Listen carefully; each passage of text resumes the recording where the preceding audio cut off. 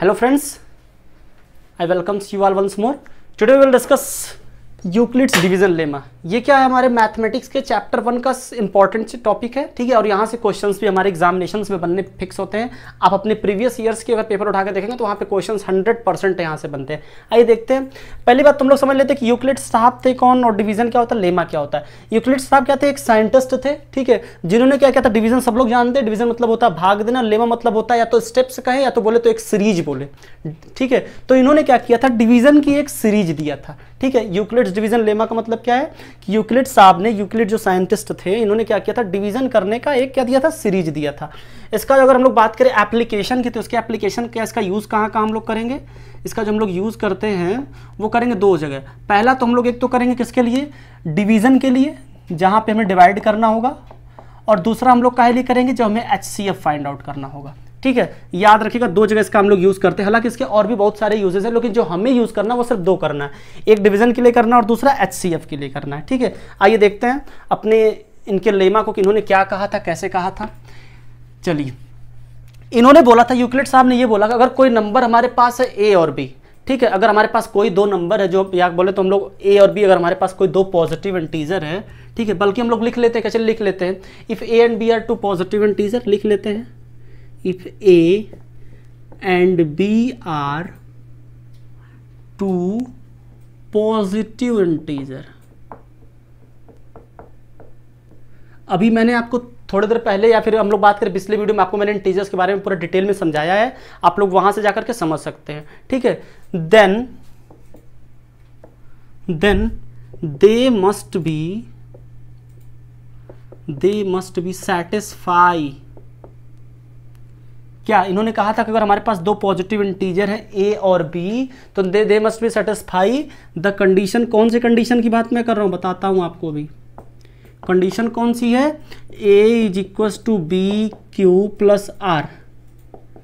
A is equals to b q plus r. इन्होंने क्या बोला था कि अगर हमारे पास कोई दो पॉजिटिव इंटीजर, एकदम ध्यान से समझिएगा आप लोग, अगर हमारे पास कोई भी दो पॉजिटिव इंटीजर है A और B, तो ये क्या करेंगे, इस इक्वेशन को सेटिस्फाई करेंगे, क्या, A is equals to b q plus r, जहां पे जो R की वैल्यू है ये क्या होगी, ये greater than equal to zero होगी, greater than equal to zero, ठीक है, और क्या होगी, लेस देन R होगी। मैंने क्या बोला आपसे, जो इसकी वैल्यू होती है R की, वो क्या होती है, जो होगी वो हमेशा क्या होगी, जो R की वैल्यू होगी वो क्या होगी, ग्रेटर देन जीरो होगी या इक्वल टू जीरो हो सकती है, ठीक है। और लेस देन किससे होगी, किससे छोटी होगी भाई, ये जो से छोटी होती है वो B से हमेशा छोटी होती है, ठीक है। ये बात समझ में आ गई। R की वैल्यू को हमें देखना है, क्योंकि R की वैल्यू जो होती है ना वो इंपॉर्टेंट होती है, क्योंकि हमेशा क्या होता है, अभी हम लोग डिवीजन में सीखेंगे, ठीक है। आइए वैसे देखते हैं, इसको थोड़ा समझ लेते हैं एक बार फिर से ध्यान से, कि इन्होंने क्या कहा था कि अगर हमारे पास कोई नंबर है, एक नंबर हमारे पास A है और दूसरा नंबर A है, अगर दोनों पॉजिटिव इंटीजर हैं तो then they must be satisfy the condition A is equals to b q plus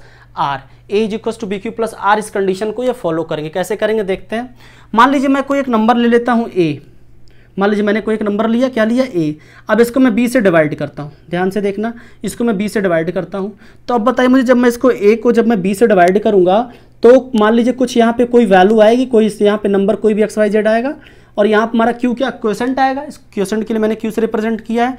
और फिर क्या होगा, लास्ट में हमारा रिमाइंडर क्या बचेगा, R बचेगा। लास्ट में हमारा रिमाइंडर क्या बचेगा, R बचेगा, ठीक है। जो हमारा रिमाइंडर R बचेगा, तो अब हम लोग क्या देखें, अगर इसको अगर मैं इक्वेशन के फॉर्म में एग्जिस्ट करूं तो हम लोग इसी को क्या लिख सकते हैं, जो हमारी ये वैल्यू A की है, जो हमारी A की वैल्यू वो क्या होगी, B Q। ये देखिए B था हमारा, कि जिससे मैंने A को डिवाइड किया था, और Q जितने टाइम से डिवाइड किया था, ठीक है, B Q, और प्लस ये क्या है, रिमाइंडर है R है। रिमाइंडर क्या है अपना, R है।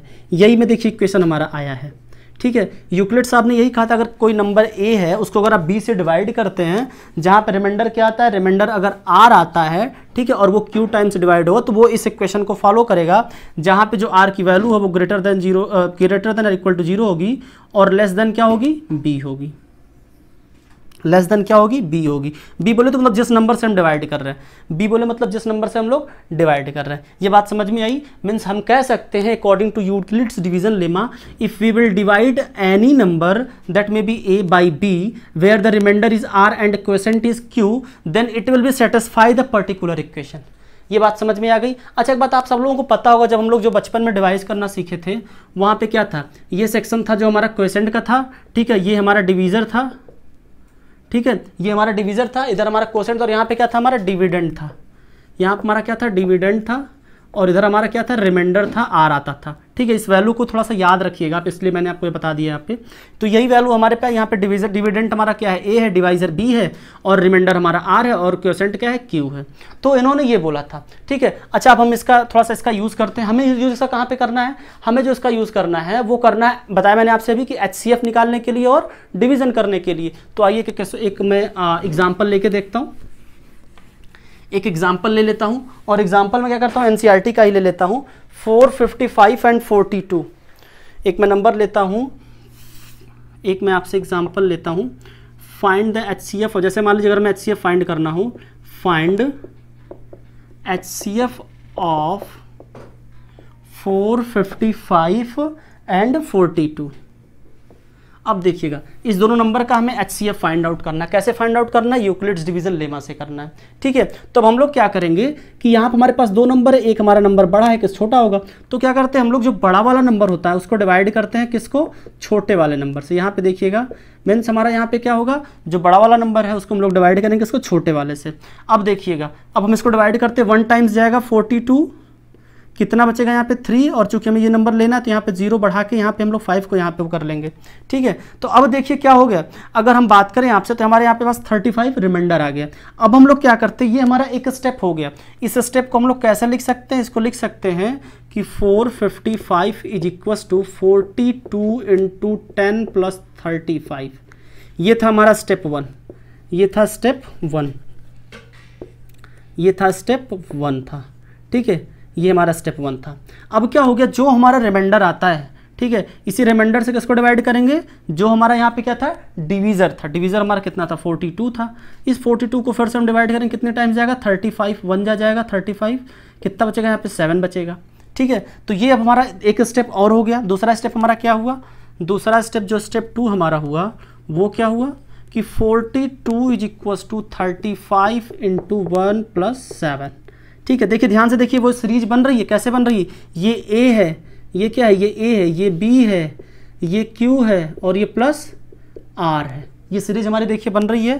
ठीक है, तो अब क्या होगा, 2 स्टेप हो गया। फिर से हमें क्या करना, वही काम करना, जो हमारा रिमाइंडर आया है इस रिमाइंडर को हम किससे, इस रिमाइंडर से क्या डिवाइड करेंगे, अपने डिवीजर को। जो हमारा डिवीजर था 35 जो यहाँ पे था, 35 को फिर से डिवाइड करते हैं तो 7 5 जा क्या होता है 35 होता है। यहाँ पे हमारा क्या हो गया, रिमाइंडर 0 आ गया। तो जब तक हमारा रिमाइंडर 0 नहीं आएगा तब तक ऐसे प्रोसेस को हम लोग कंटिन्यू करेंगे। तीसरा स्टेप हमारा क्या हो गया, ध्यान से देखते हैं। स्टेप 3 हमारा क्या हो गया, इसी को हम लोग 35 जो था हमारा, इसको कैसे लिख सकते हैं हम लोग, 35 is equal to 7 into 5 plus 0। तो डियर जब तक आपका रिमाइंडर 0 नहीं आता तब तक हम लोग उसे डिवाइड करते हैं, और जो लास्ट का हमारा डिवीजर होता है ना, यही हमारा क्या होता है HCF होता है। याद रखिएगा, जो हमारा सबसे लास्ट का जो डिवीजर होता है वो क्या होता है, हमारा HCF होता है। तो यहाँ पर हमारा HCF क्या होगा, 7 होगा। किसका किसका HCF हम लोगों ने बात करी थी, 7 455 एंड 42। तो इसका HCF क्या होगा, इसका HCF होगा वो 7 होगा। बात समझ में हमने क्या किया। ठीक है, क्या किया हमने, इसको कुछ भी नहीं किया। एक एग्जांपल कहे तो मैं और ले लेता हूँ, 125 और 45 को लेके करता हूँ। हालांकि जो हम लोग की अगली एक्सरसाइज है वो पूरी इसी पे बेस्ड है, अब इसके बाद हम लोग करेंगे। ठीक है, तो उसको हम लोग करेंगे, लेकिन आइए एक एग्जांपल और देख लेते हैं। इसे आप लोग नोट कर लीजिएगा, स्क्रीनशॉट ले लीजिएगा। ठीक है, ताकि आपको आगे समझने में फ़ायदा हो। बात समझ में आ गई, आइए देखते हैं आगे। एक एग्जाम्पल मैं और लेता हूँ, एक एग्जाम्पल मैं और लेता हूँ, जिससे कि आप इसको पूरे अच्छे तरीके से समझ जाएं। ठीक है, ध्यान से देखिएगा। इक्लिप्स डिवीजन लेमा क्या कहता है कि अगर हमारे पास दो नंबर है A और B, कोई पॉजिटिव इंटीजर है, ठीक है, और अगर हम लोग पॉजिटिव इंटीजर हमारे पास A और B है तो वो कौन से हमारे फॉर्म को सेटिस्फाई करेगा, A is equal to b q, मैं बार बार बोल रहा हूँ, प्लस R, जहाँ पे R की वैल्यू क्या होगी, R will be greater than equal to 0 and less than B।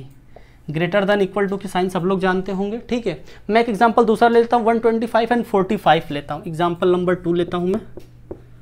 ठीक है, क्या लेता हूँ मैं, 145 ले लेता हूँ, सॉरी नहीं 125 लेता हूँ, चलिए थोड़ा आसान लेता हूँ, 125 एंड 45 लेता हूँ। ठीक है, अब हम लोग क्या करेंगे, अभी हम लोगों ने क्या सीखा है कि छोटे वाले नंबर से बड़े वाले को हम लोग डिवाइड करते हैं, भाई यही तो हम करते हैं। आइए देखते हैं अब क्या करेंगे हम लोग। यहाँ पे लिखता हूँ यहाँ पे मैं, हाँ 125 को मैं 45 से डिवाइड करता हूँ। अब बताइए ये 45 है हमारा, ठीक है, तो कितने टाइम्स जाएगा ये भाई, हमारा 45 है, तो इसको हम लोग क्या करते हैं 2 टाइम्स से जाते हैं। 45 टू जा क्या होता है 90 होता है, क्योंकि 145 जा 145 3 जा क्या होता है 135 होता है, तो 2 टाइम्स ही जाएगा। ठीक है, प्लस हमारा रिमाइंडर यहाँ पे क्या होगा 35 होगा। ध्यान से देखिए 45 टू जा 90 प्लस 35 करेंगे तो 125 होगा। ये हमारा हो गया स्टेप 1 हो गया। इसको हम चाहे तो यहाँ पे लिखते रहें, यहाँ पे आप स्टेप्स को लिखते रहिए। वैसे स्टेप्स को लिखना जरूरी नहीं होता, लेकिन आप लिखते रहिए, कोई दिक्कत नहीं है। पहला स्टेप क्या है 125 is equal to 45 into 2 plus 35। दिखाई दे रहा है इधर? नहीं दे रहा, थोड़ा सा मैं इधर कर लेता हूँ, थोड़ा सा इधर करता हूँ। ठीक है, 125 is equal to 45 into 2 plus 35। ठीक है, ये हो गया स्टेप 1। ठीक है, अब देखिए क्या करें, मैंने आपसे कहा था कि जो हमारा रिमाइंडर आएगा, ठीक है, जो हमारा रिमाइंडर आएगा, रिमाइंडर 35 आया था, अब इससे हम लोग किसको डिवाइड करेंगे, जो हमारे पिछले नंबर का डिवीज़र था, जो हमारा पिछला डिवीज़र था 45 था। अब इसको फिर से कितने टाइम्स जाएगा 1 टाइम जाएगा, 35 1 जा 35। कितना बचेगा हमारे पास रिमाइंडर 10 बचेगा। भाई रिमाइंडर हमारे पास कितना बचेगा 10 बचेगा। ठीक है, 10 बचेगा हमारे पास रिमाइंडर। ये हो गया हमारा स्टेप 2। अब यहाँ पे स्टेप 2 क्या हो गया 45 is equal to 35 into 1 plus 10। ये हो गया हमारा सेकंड स्टेप। अब देखते हैं इसी 10 को हम लोग 35 से डिवाइड करेंगे। अब कितने टाइम्स जाएगा, ये 3 टाइम्स जाएगा। ठीक है, 30 होगा और यहाँ पे 5 बचेगा। ठीक है, अब क्या करेंगे, इस 5 को हम लोग यहाँ पे 10 से डिवाइड करेंगे। ठीक है, तो 10 से डिवाइड करेंगे तो कितने टाइम जाएगा, ये 2 टाइम जाएगा। तो यहाँ पर हमारा रिमाइंडर क्या हो जाएगा 0 हो जाएगा। ये बात समझ में आ गई। अब स्टेप 3 हम लोग लिखते हैं। स्टेप 3 हमारा क्या होगा, स्टेप 3 हमारा है 35 is equal to 10 into 3 plus 5। और स्टेप 4 क्या होगा, देखिए वहाँ पे 3 स्टेप्स थे, यहाँ पे 4 स्टेप हो गए। स्टेप 4 क्या है 10 is equal to 5 into 2 plus 0, 2 plus 0। अब यहाँ पे क्या होता है, मैंने आपसे कहा था कि जो हमारा लास्ट का जो हमारा डिवीज़र होता है वही क्या होता है हमारा HCF होता है। तो यहाँ पर हमारा HCF क्या होगा 5 होगा। मीन्स अगर आपसे कोई बात करे 125 और 45 के HCF की, तो इसका HCF क्या होगा 5 होगा। आई होप आपकी बात समझ में आ गई। ठीक है, आइए अब हम लोग क्या देखते हैं, पूरे एक्सरसाइज 1.1 के सारे क्वेश्चंस को करेंगे, एक एक तरफ से करेंगे, वहाँ पर हमारा पूरा कॉन्सेप्ट क्लियर हो जाएगा।